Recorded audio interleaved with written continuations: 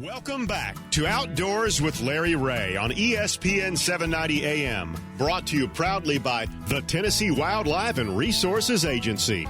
Hey, good Saturday morning. Welcome back to Outdoors with Larry Ray as we close out today's show, what we call the fastest 90 minutes in outdoor radio programming. Of course, you know that we are the mouthpiece of the TWRA, we believe, in West Tennessee, as we've had a very good relationship with the TWRA over the many, many years, as this show hits for 20 years on the air.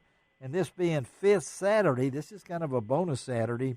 This means that you're going to get back-to-back this week and next week as co-hosts, Dave Gabbard and Gene Smith. But, of course, neither one of them are in the studio due to COVID, and they are on the line. And, guys, I know, Dave and Gene, you've heard of chronic wasting disease, right? Oh, yeah. And what's that? Yeah, what's that? Well, we're gonna talk a little bit. We got some figures recently. A great job from Jeremy Dennison out of Region 1 over here in West Tennessee. And I don't think that Chuck Yoest has ever turned me down for any reason or stood me up or whatever it might be. But it's always good to have Chuck on it. He is the Species Program Manager, the SPM, Chuck. How about that? We'll just give you that. That sounds good. For the TWRA. And on with us is a person I have not had to meet personally, but got a real good introduction to Stephanie Carnes recently as I've become online commission meeting watcher. And Chuck, you said yourself that Stephanie is a good one to have because she comes from Colorado, where if anybody knows about chronic wasting disease, anybody that's been in Colorado. Right, Chuck? Yeah, that's right. I finally brought some talent with me. You did, Chuck. You did. You did. In fact, you even said something else that we won't say on the air. But, hey, good morning to both of you. Stephanie, good morning to you. Thank you for being on Outdoors with Larry Ray. And I know at the commission meeting recently, you had a chance to do a presentation to the commissioners, which I was very impressed with. It brought into details what's going on with CWD. And Chuck can kind of join in on this. I wanted both of y'all on here. So talk to our listeners that might have missed that commission meeting, Stephanie, maybe some highlights that you told the commissioners. That's great. I'm happy to. And thanks for having me on. This is a great opportunity, and I really appreciate it. During that last commission meeting, we covered a lot of different topics and pretty quick. So we talked about deer harvest statewide. Deer harvest statewide was up 20% this year, and in unit CWD alone, it was up almost 35%. Wow, okay. So it was a big increase from the last few seasons. We did test over 18,000 deer. Okay. Of those, just over 500 came back positive, and all of those were in unit CWD.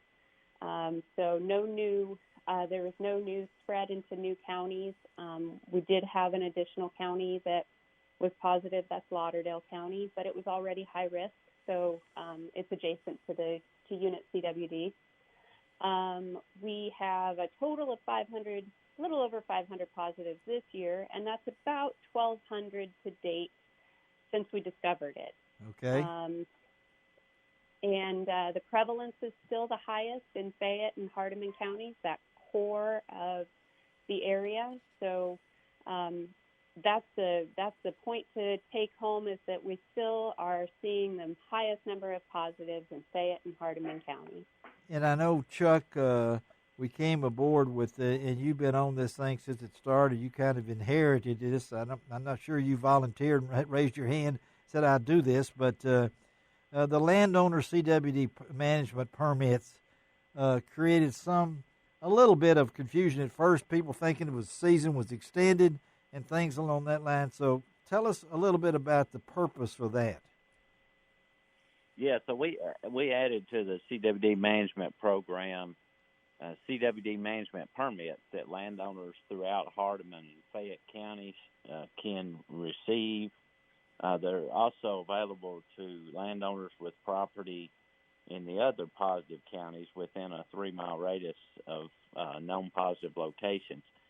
these enable landowners to harvest deer outside of deer season, and it is not an extension of the hunting season like some folks Yeah. thought maybe it was, Yes. but that's not the case at all. But this is just another program component to authorize additional harvest in order to reduce prevalence and prevent the spread of CWD.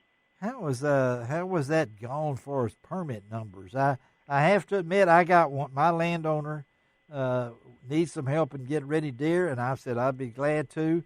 So I have one of those permits that goes through March 31st. Not that I'm going to be hunting deer in March 31st, but talk about that number wise. Has it been received okay?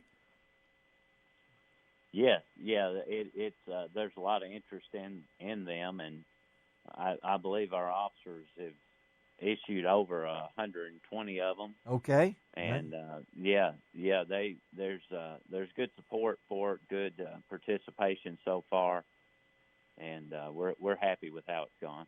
And Stephanie, talk about your experience in coming down here from Colorado, where we know that people always say, when certain viruses, we're not going to get into where this virus that's crippled our world right now came from, but everybody seems to think, well, Colorado's where it all started. So talk about your experience and coming down here and your job itself. Well, it's nothing I really wanted to be known for, I'll tell you that. Well, you are. I know Chuck did not want this either. This was not on his goodie list. So, well, I have to tell you, I moved here before CWD was detected in the state. So I just want that all to be clear. All right. There you go. She did not bring it. Okay, she's saying that. I did not. Yes. I did not. So I've been working with CWD as a biologist and an officer in Colorado since the year 2000. So I'm pretty familiar with the disease and managing it. It's been like drinking from a fire hose. It is. Coming to Tennessee and joining TWRA, because it's been a big challenge. But I'm so impressed and so happy to join the team that's facing that challenge.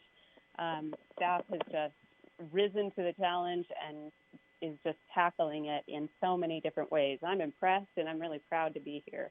And Chuck, you mentioned in one of the press releases that this quote, "This news may seem like CWD matters are getting much worse, but you guys kind of expected this when it was popping up in Lauderdale County. That's so far away from all the other counties. So talk about that."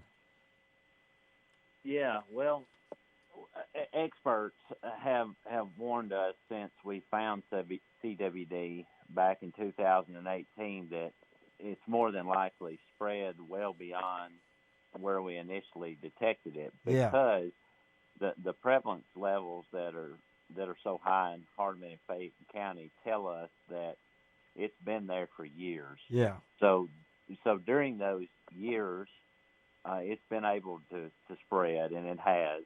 And those experts told us to not be surprised if we find it as far as 200 air miles saw that. Yeah, from the highest prevalence area. So whenever we found it in Lauderdale County, we were disappointed. However, we weren't that surprised. And so this thing, as we keep going along, what was the final deer number? I did not look. I should have. Chuck, you got any idea, or Stephanie, what how many deer we killed this year during the regular season? What are we? 160,000. That's what I thought. 160. Yeah. And I'm looking at Arkansas killed a record. This is pretty close. So you look at this. You got more people in the field, and so we've got this more people deer hunting now than maybe we've had in years, right, Chuck? Don't you feel that? Yes, sir, I do. Yeah, and it's a great thing when you're trying to manage CWD and increase harvest as a result. And it's just it's a big win for CWD management, for the hunters and unit CWD to have had the high harvest that they did. And I know you guys we've set and Dave Gabbert could listen in on this. We set the hunting seasons, the deer season's already been set for next year, right? I mean, 2-year plan. Is that right? That's correct. Yeah, that's the cycle. However, if the commission decides that they would like to change something for next year's season, they still have that ability. And when will they do that? What do you know? What commission meeting that is? That in the May or June meeting? I can't remember. Well, if we stick to the plan of only doing it every other year, it won't happen this April or May like we're used to. Okay, all right. However, if they choose to, I would expect that's their timing. That's right. That's what I think too. Well, I know when I look at this, of course, Dave lives in Lexington.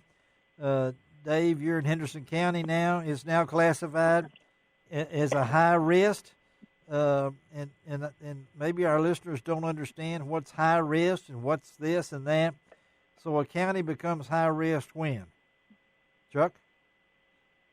I'm going to defer to Steph. I'm going to give her a Stephanie, what about that? That's when there is a positive deer within 10 miles of the county border. Okay, so it doesn't have to necessarily be in Henderson County then. So no, we still haven't had a positive in Henderson County, but there's positives within 10 miles. 10 miles of it. So now how many counties do we have now total? Since I can't add up all that much. What are we looking at now? That's a good question. Yeah. Do you mean positive or high risk? Let's say positive. 8 positive counties. That's what I got. 8 positive counties. Okay. That's pretty quick, Chuck. That's pretty good. So you beat me to it. I was going to see that. But so the other. And hey, let me add that change to high risk, what that means exactly. It doesn't mean an automatic change in hunting regulations. It is not a part of Unit CWD unless the commission takes that action eventually. Okay. All it means right now is that it does have wildlife feeding restrictions. Okay. Automatically, and there is the carcass transportation restrictions that are set up to prevent high-risk PWD parks from leaving that county. Well, you guys have done. We just got a minute or two here. Tell them where they can go, Chuck, to get more information.